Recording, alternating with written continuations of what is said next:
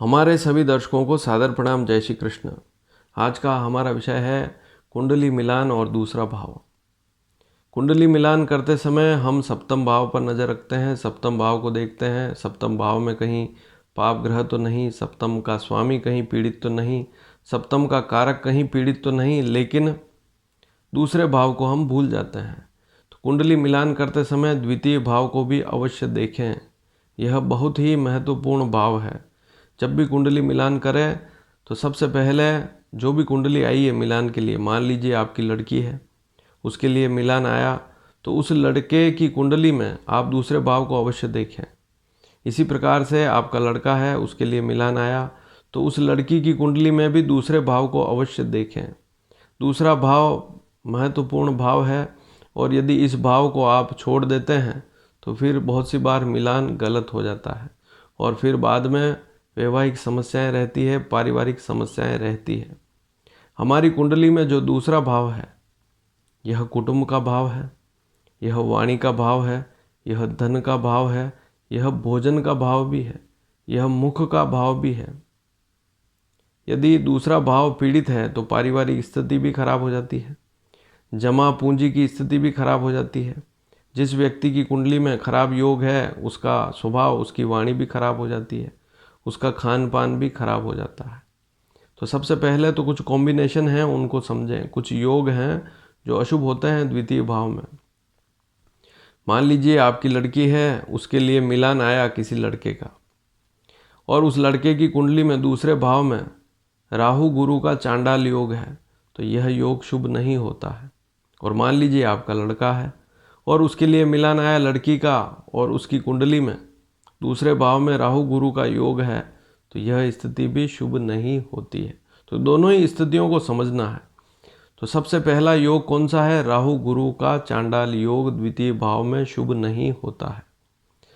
फिर दूसरी स्थिति है राहु मंगल का अंगारक योग। यह भी द्वितीय भाव में हो तो शुभ नहीं कहलाता है। इस बात को भी समझ लें। ऐसी स्थिति में उस व्यक्ति की वाणी भी खराब होती है, स्वभाव भी खराब हो सकता है, इसलिए बिना जांच पड़ताल किए मिलान ना करें। तीसरी स्थिति, यदि राहु के साथ मंगल है और मंगल के साथ साथ गुरु भी है उसी भाव में, द्वितीय भाव में, दूसरे भाव में, तो राहु मंगल गुरु तीनों एक साथ बैठे हुए हैं द्वितीय भाव में, तो यह योग सबसे ज़्यादा खराब होता है। इसका कारण यह है कि दूसरे भाव का कारक भी गुरु ही होता है। गुरु लड़की की कुंडली में सप्तम का कारक होता है, गुरु भाग्य का कारक होता है, गुरु संतान का कारक होता है, गुरु लाभ का, आय का कारक होता है, और गुरु धन भाव द्वितीय भाव का भी कारक होता है। राहु मंगल, राहु पाप ग्रह और मंगल को हम क्रूर ग्रह कहते हैं, दोनों के साथ यदि गुरु बैठ गया द्वितीय भाव में तो यह सबसे पीड़ादायक योग होता है। ऐसी स्थिति में भी तलाक की स्थितियां बन जाती है, हमने कई बार देखा है। अब अगली स्थिति कि दूसरे भाव में यदि शनि चंद्रमा है किसी कुंडली में तो यह योग भी शुभ नहीं होता है। और यदि द्वितीय भाव का स्वामी भी पीड़ित है कुंडली में तो यह स्थिति सबसे ज़्यादा खराब हो जाती है। शनि चंद्रमा विष योग कहलाता है। इन दोनों ग्रहों का द्वितीय भाव में योग है तो व्यक्ति की वाणी भी खराब होती है या स्वभाव कठोर होता है। इस बात को भी समझें। मंगल शनि का योग द्वितीय भाव में भी शुभ नहीं होता है। मंगल शनि दोनों साथ में बैठे हुए हैं तो यह योग युति भी द्वितीय भाव में शुभ नहीं होती है। इसके अलावा मंगल के साथ केतु बैठा हुआ है द्वितीय भाव में तो यह योग भी शुभ नहीं होता है। शनि केतु बैठे हुए हैं द्वितीय भाव में तो यह योग भी शुभ नहीं होता है। शनि राहु है द्वितीय भाव में तो यह योग भी शुभ नहीं होता है। इस बात को भी समझें। सूर्य शनि की युति है द्वितीय भाव में तो यह योग भी नुकसान देने वाला होता है। तो द्वितीय भाव में दो पाप ग्रह या एक क्रूर एक पाप ग्रह बैठे हुए हैं तो यह योग शुभ नहीं होता है। तो दूसरे भाव को भी हमेशा याद रखें।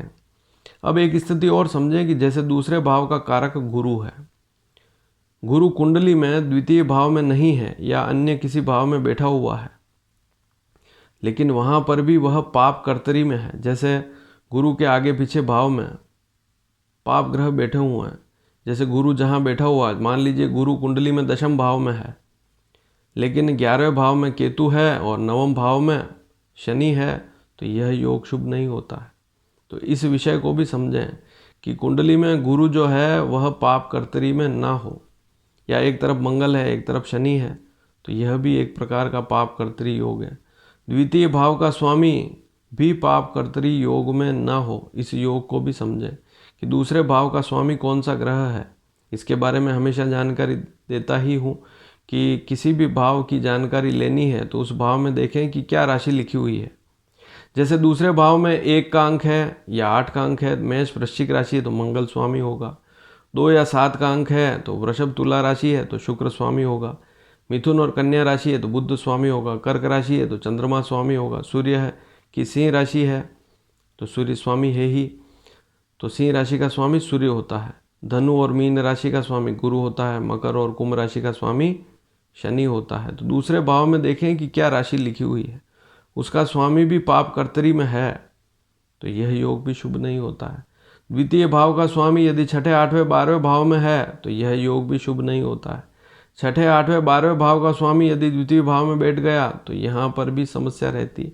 विशेषकर छठे भाव और 12वें भाव का स्वामी द्वितीय भाव में है तो यह योग शुभ नहीं होता है। बहुत सी बार कहा गया है कि दूसरे भाव का स्वामी 12वें भाव में हो, 12वें भाव का स्वामी दूसरे भाव में हो, तो ऐसे मामले में, ऐसे योग में धन की कमी रहती है, खर्च अधिक होता है या खर्च के मामलों में परेशानी आती है, तो उससे भी पारिवारिक समस्याएं होती है। तो दूसरा भाव हमेशा याद रखें, दूसरा भाव पीड़ित नहीं होना चाहिए। और दूसरे भाव का कारक गुरु है। गुरु कुंडली में यदि पीड़ित है तो यह स्थिति भी शुभ नहीं होती है। और आज जो कॉम्बिनेशन बताया, जैसे राहु गुरु का योग, राहु मंगल का योग, शनि मंगल का योग, शनि चंद्रमा का योग, सूर्य शनि का योग द्वितीय भाव में है, तो यह कौटुंबिक क्लेश देने वाला होता है और इससे भी परिवार टूटते हैं। 7वां भाव पति या पत्नी का भाव होता है, उससे ठीक 8वां भाव दूसरा भाव होता है।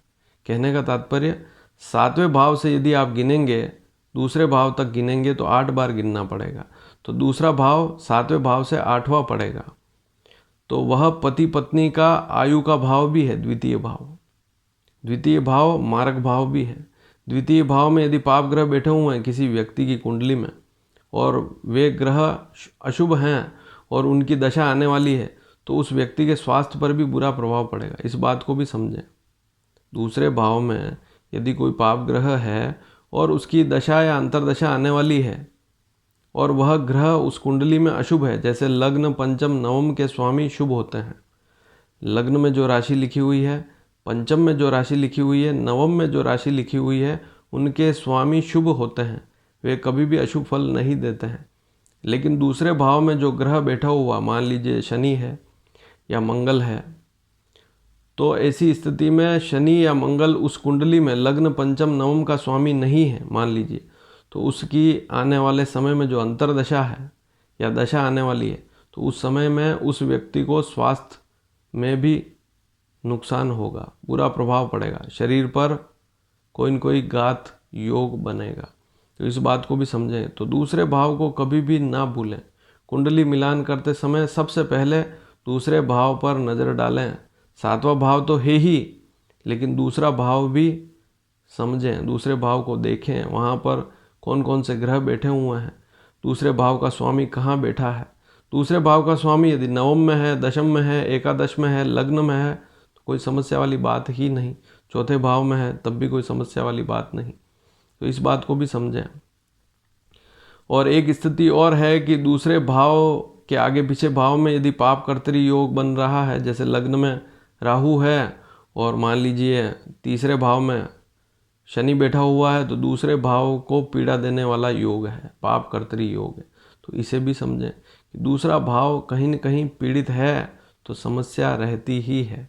और समाधान में यदि पारिवारिक समस्याएं ज़्यादा रहती है तो आप हनुमान जी की उपासना करते हैं, सुंदरकांड का पाठ करते हैं, तो ऐसी स्थिति में नुकसान कम होते हैं।